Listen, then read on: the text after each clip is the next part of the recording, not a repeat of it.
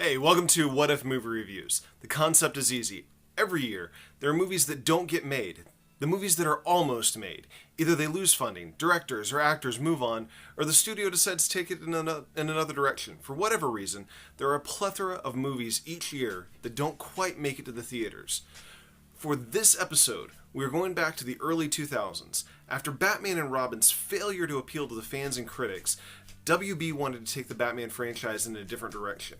They wanted to go back to the basics with a reboot based on Frank Miller's Batman Year One. Before Christopher Nolan took over the reins with Batman Begins, Warner Brothers tapped Darren Aronofsky, the same director as Requiem for a Dream, to take on Batman for the new millennium. I'm asking you to journey with me back in time to a different time in cinema, and in this alternate reality, Batman Year One premiered in theaters in 2002. Hey fanboys, Batman Year One premiered last night at midnight, and I have a lot to fill you in on. It is a huge departure from the Schumacher debacle with Batman and Robin. But while there was a little I liked, I couldn't quite get my enthusiasm raised after the credits rolled. Quite a different experience from when I walked out of the theater in 1989 with Burton's Batman film. Warner Brothers made a strategic decision when they asked Aronofsky to helm this film. Gone are Schumacher's bright lights and silly dialogue. The same gravitas and darkness present in Aronofsky's other films carry over into this movie. He brings some of the aspects of Miller's comic from the Year One to life in some parts and deviates in others. While I had a hard time with some of the changes that he made to the Batman mythos, I do think Aronofsky was the best choice to take over the Batman series. I think critically this film is going to be a hit, but I think the reception in the fan corner is going to be a little bit cooler.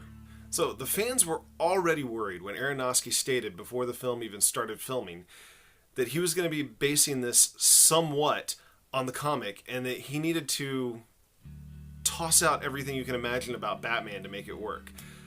Let's go over a few of the departures he made from the film, and you can decide if they were good or not on your own. So 1. Bruce loses his fortune after the death of his parents and wanders around as a homeless person until his adulthood. 2. Alfred, no longer the butler for the Wayne family.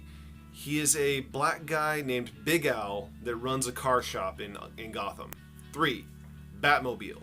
So, if you liked Burton's Batmobile and Batman Returns, this is going to be a disappointment. The Batmobile isn't so much a Batmobile as it's a souped-up Lincoln Continental.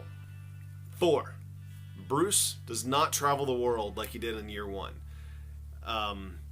He just kind of learns it from books, and yeah, that's about it. There were other departures, but those are the 4 that I can think of that come to mind readily, so take them as you will, take it or leave it.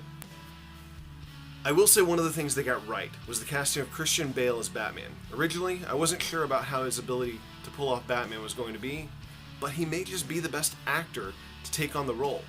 He pulls off the billionaire playboy and the brooding vigilante with equal measure. I do like that they had him using a lot of the chemical-based weapons that the original Bill Finger comics used, but other than that, yeah, not a lot more going on for the movie. Overall, the movie was pretty disappointing, but not in the same way that Batman and Robin was. Where Batman and Robin was a return to the camp of the Adam West Batman, this was a departure from the Batman mythos altogether that felt like changes for the sake of changes. I fully believe Warner Brothers is going to reboot this franchise probably pretty soon. My biggest complaint is that an actor like Bale was wasted in this version of Batman. He would have done so much better as Batman in a better film. It's hard to imagine what could have been if Warner Brothers had gone with a different director. So, Batman Year One. Should you watch it? Yeah, I suggest you wait for it to come out on DVD. It's not that good. Warner Brothers is going to be rebooting this franchise pretty soon. I wish they could keep Bale. Hopefully in the future they'll connect it with their other franchises and start building towards a Justice League movie, but at this point I don't see that happening with this series. So, thanks for watching, and catch me next time. Hey, thanks for checking out What If Movie Reviews. Let me know in the comments what you thought. Be sure to head over to my Talking Book series. Also check me out on social media. on Facebook and Twitter. Like, share, and subscribe for more content like this. What did you think of What If Movie Reviews? Comment below. Let me know.